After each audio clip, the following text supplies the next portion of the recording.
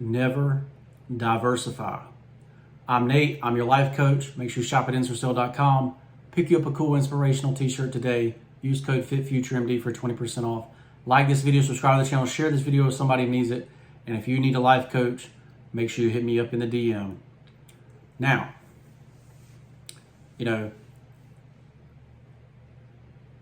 be different or to be better than everyone else or to get better results than everyone else, you have to be doing something different than everybody else, right? Now, there's this big thing out there. It's called diversification, right? And basically the idea with diversification is if you spread your money out, or your efforts out, then one thing going bad can't ruin you, right? So, for instance, if you were a person and you put all your money into Tesla when it was at its peak at 400 and something, and it drops to 200 and something, you've lost half your money. However, if you had spread that money out, if you put, say you had 20,000 to invest, you put 1,000 into Tesla, 1,000 into Netflix, 1,000 into other things, whatever, then it going down 50% wouldn't hurt you. However, what actually happened to the market when the market went down? The whole market went down. Almost nothing went up during this last downturn, right? Almost nothing. So to say that diversification helped you is a complete lie, right? So that's why I say never diversify, right? And the number one reason that I don't diversify when it comes, especially when it comes to short-term things and even medium and long-term things, I still don't diversify. I will have a section of each sector, but I don't diversify, if that makes any sense. But the number one reason is because I'm going to know what I own, right? Diversification is considered a protection against ignorance. So for most people that don't want to put 10 minutes a day into learning about what they're going to invest in, which is stupid in the first place, right? But if you don't want to put 10 minutes a day into knowing what you own, what you're invested in, then go diversify, right? Because you're going to lose regardless, right? You're just betting on America or betting on whatever, right? But me, I'm going to know what I own, right? I'm going to know in and out. I'm going to know what the CEO eats for breakfast. I'm going to know the name of the bodyguards of the CEO, right? I'm going to know the sons' names of the bodyguards of the CEOs, right? So this weekend, there was a prank call on Shedeur Sanders, right, during the NFL draft. The son of one of the coaches in Atlanta got his private number and prank called him, pretending to be the New York Giants drafting him, right? So even the sons of people's, people can leak things and cause problems with your stuff, right? Is what I'm saying. So that's how well I want to know what I own, right? So Elon Musk says full self-driving cars are coming out next year. I'm going to figure out if that's really true or not just based on what he says, right? But based on, is it actually possible for that to happen by next year, right? So, number two, I'm not going to invest in stuff I don't understand, right? So, why don't I own an NFT? Why don't I own Bitcoin? Because it doesn't make sense to me, right?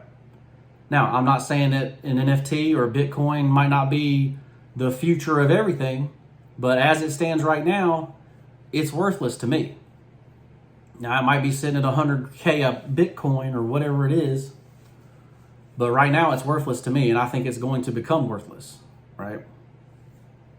Just my opinion on that, because it's got the first one that happens, gets a nice head start, but at the end of the day, it's not always the one that wins, right?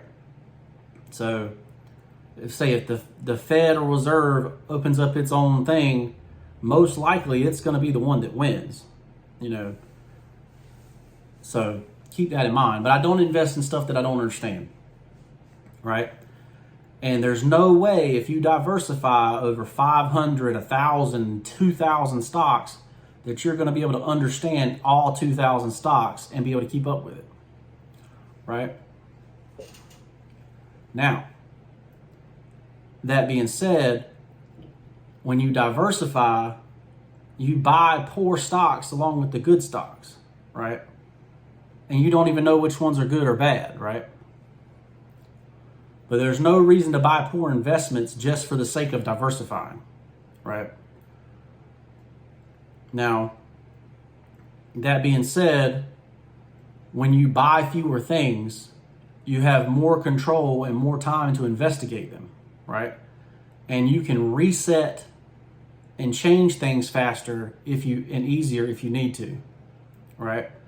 So just like this downturn, on the chart, you could see that all this stuff was about to go down, right? And you might have saw it 2 or 3 months ahead, so it might have been at 300 when you saw it. But guess what? Tesla went down all the way to 220, right? From 4 something, right? Why sit there and watch all this stuff fall in the market when you could be out the market watching it fall and buy it back? So did you see this example with Warren Buffett and Apple, right? He sells I don't know the percentages, but he sells a big chunk of his Apple stock and has like $300 billion in cash sitting on the sidelines, waiting to purchase things. And soon we'll probably figure out what he purchased with that money, right? But the more things you buy, the less control you have. So if you buy less things, you can keep up with things and you have control of those things easier. When you buy less things, you have lower transaction costs. Less taxes from buying and selling when you don't diversify, right? Because the more things you buy, the more transaction costs you're going to have, right? On most of the sites now, trading is free anyway, but you got to keep that in mind that fees and transaction costs and all that kind of stuff will actually keep you from actually hitting goals, right? From actually making a certain amount of money, or beating the market even, right? And over long term, all that compounds, right? So it adds up. So if you're paying a financial broker 1% a year for 30 years, it's not 30% you paid them, right? It's really like 900% that you paid them when it compounds. So keep that in mind when you're talking about lower costs for going all in, right? Or not diversifying. All right, and then the last thing is that you only need, as a regular person, right? Regular people, how much they're going to make, say they're going to make $53,000 or 50, we'll just go 50 to make it easy math. Say you're able to invest 10% every year. That's only $5,000, right? You diversify that $5,000, that $5,000 is going to only earn you $5 or $50 a year. That's not what we're looking for, right? With our $5,000, just in my opinion, right? I'm looking for, so even if you did this, right? This is like worst case scenario. You diversify 2,500 and you go all in with 2,500, right? Now, I've done this math before. I don't remember exactly what the numbers are, but I'm going to give you an estimate of what the numbers were when I did the math, when I started this strategy, right? And that is, if I took that $2,500 and I put it into Tesla when Tesla first started, right? Just say it was $10 a share, right? $2,500 at $10 a share, that's 250 shares. 250 shares times $400, which is the high, well, Tesla's high, right? $400, which is split too. So it wouldn't be 250, it would be 500 or whatever it's split to. I think it did a 2-to-1 split. But if it did more than a 2-to-1 split, then, you know, might be a little higher than this. But just say 200, 250, 500 times 4, that's 2,000, right? Then 2 more zeros, that's $2 million on a $2,500 bet, right? And of course, you probably would have sold some of it. You probably would have got out a little, all this other stuff, right?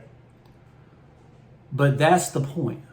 You only really need one winner a year to make it worth it to go all in on something, to make it not to work for a regular person, not diversified, right? And that is the secret. That's what rich people do. They don't diversify. They take big, huge chunks in companies and make a crap ton of money. So that's what I do. That's what I teach you to do as a life coach. If you're interested in life coaching, if you're tired of living a normal life, living a life that's under 50K a year, that you have no money in your bank account, that you're not invested in anything, I can teach you how to do all that. I can teach you how I went from a $1,200 stimulus check to financially free. I'm Nate. I'm your life coach. Make sure you shop at Ensorsale.com. Pick you up a cool inspirational t-shirt today. Use code FitfutureMD for 20% off. Like this video, subscribe to the channel, share the video with somebody that needs it.